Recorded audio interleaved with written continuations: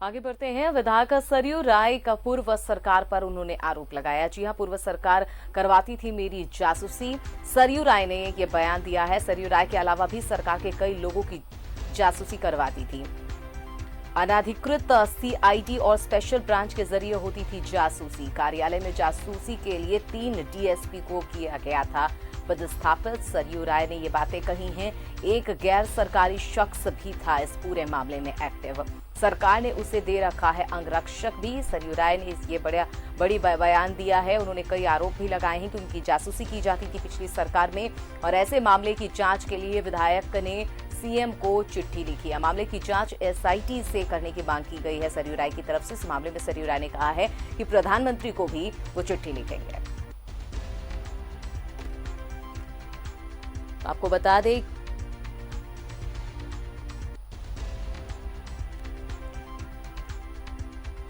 तो सरयू राय बोले कि इस मामले में प्रधानमंत्री को चिट्ठी लिखेंगे। उन्होंने एक बड़ा बयान दिया है और कहा है, आरोप लगाया है कि पिछली सरकार में उनकी जासूसी की जाती थी और इसके लिए पूर्व सरकार करवाती थी उनकी जासूसी।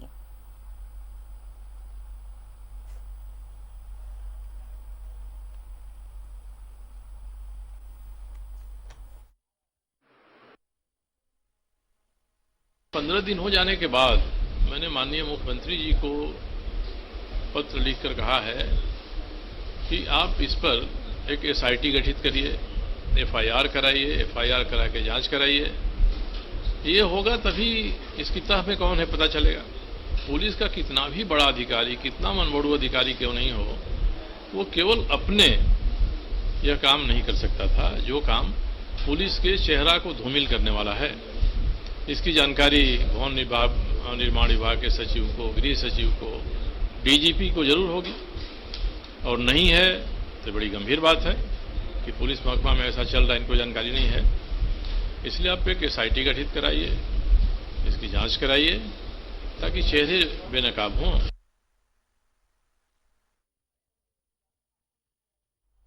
तो विधायक सरयू राय ने आरोप लगाया है। उनका कहना है कि उनकी पिछली सरकार में जासूसी की जाती थी। इसमें 3 डीएसपी को लगाया गया था उनके पीछे, और ये आरोप लगाया है पूर्व विधायक सरयू राय ने।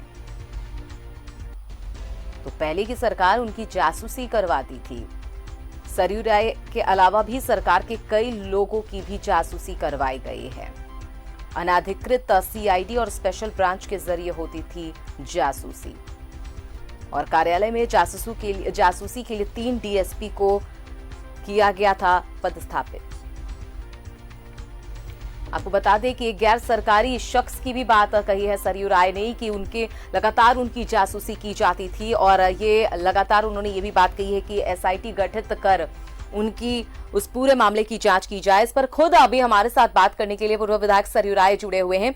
सरयू राय जी, स्वागत है आपका न्यूज़ 11 भारत में। आपने जो आरोप लगाए हैं, आपने जो बयान दिया है कि आपकी जासूसी की जाती थी, इसके अलावा भी कई लोगों की जासूसी की जाती थी, 3 डीएसपी इसके लिए पदस्थापित किए थे, कितनी सच्चाई है इसमें?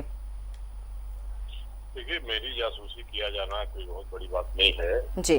बड़ी बात यह है कि गोंदा थाने के बगल में मुख्यमंत्री निवास के नजदीक सरकारी आवास, 2 सरकारी आवास लेकर, एक में अवैध रूप से विशेष शाखा का कार्यालय चल रहा था, दूसरे में एक व्यक्ति रह रहे थे जो उस कार्यालय का नियंत्रण कर रहे थे। वे सरकारी व्यक्ति नहीं थे, निजी व्यक्ति थे।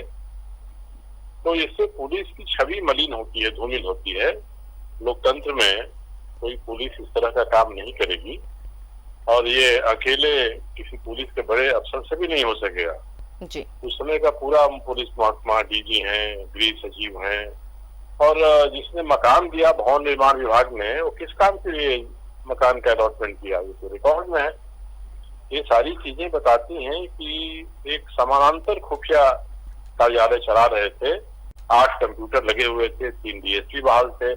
जो निजी व्यक्ति था उसको गाड़ी मिली थी, उसका भुगतान होता था, पेट्रोल का भुगतान स्पेशल ब्रांच से होता था, उसको सिक्योरिटी गार्ड मिला था, उसको पुलिस का ड्राइवर मिला था।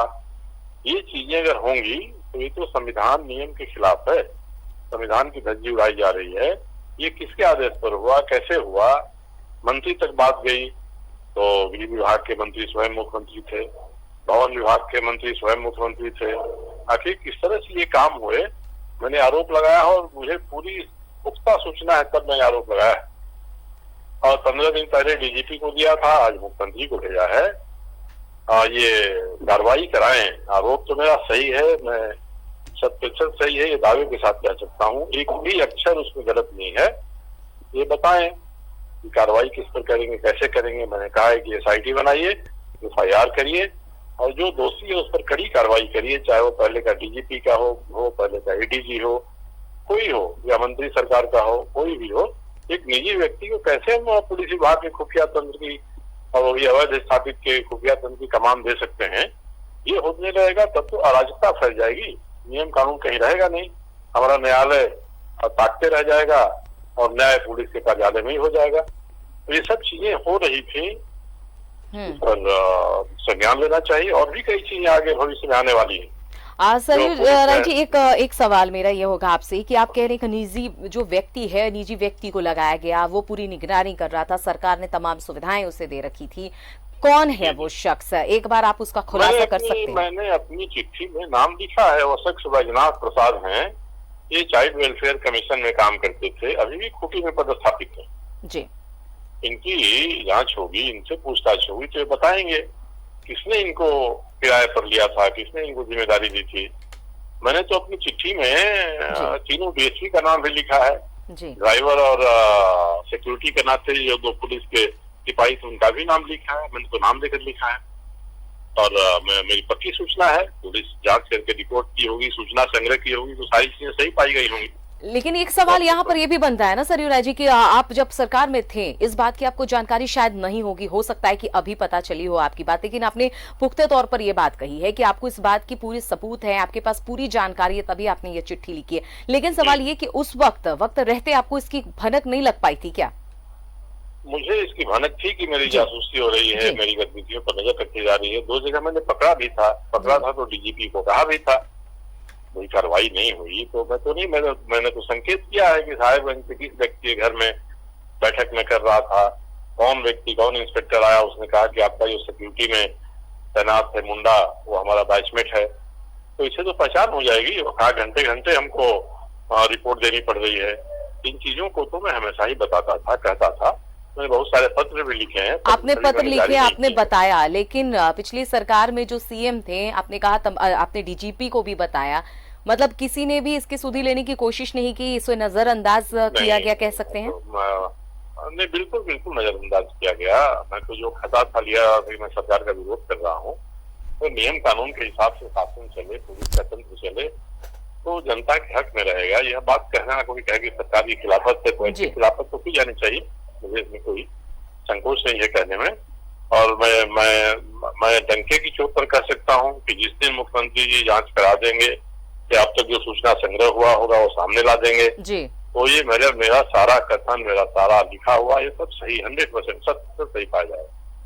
चलिए, हमसे बात करने के लिए बहुत बहुत शुक्रिया। हमारे साथ फोन लाइन पर खुद पूर्व मंत्री और विधायक सरयू राय जुड़े हुए थे। उन्होंने डंकी की चोट पे इस बात को कही है कि उनकी जासूसी कराई जा रही थी, पहले भी इसकी भनक थी। और सबसे अजीब बात यह है कि सरकार में रहते हुए पिछली सरकार को इन्होंने इस चीज से अवगत कराया था, लेकिन जानबूझकर आखिर किसके इशारे पर ये सारी चीजें हो रही थी, ये तमाम सवाल उठाए हैं सरयू राय ने। आपको बता दें कि इसमें एक निजी शख्स है जिसे इससे पूरी निगरानी का जिम्मा दिया गया था, उसके भी नाम सामने आ रहे हैं। तो ऐसे में सवाल वाकई में है कि अब SIT गठित कर या फिर FIR दर्ज कर इसमें जांच की बात कही जा रही है। पिछली सरकार ने, यानी पूर्व की सरकार ने इस पूरे मामले पर गंभीरता नहीं दिखाया, ना संज्ञान लिया। लेकिन एक उम्मीद ये है कि हो सकता है अब जो हेमंत सरकार है वो इस पर गंभीरता दिखाते हुए त्वरित कार्रवाई करेंगे और SIT के तहत हो या फिर FIR दर्ज कर इस पूरे मामले की तहकीकात में जाने की कोशिश की जाएगी कि आखिर इसमें क्यों जासूसी कराई जा रही थी। चाहे वो मंत्री सरयू राय हो, पूर्व विधायक की बात कर ले, या फिर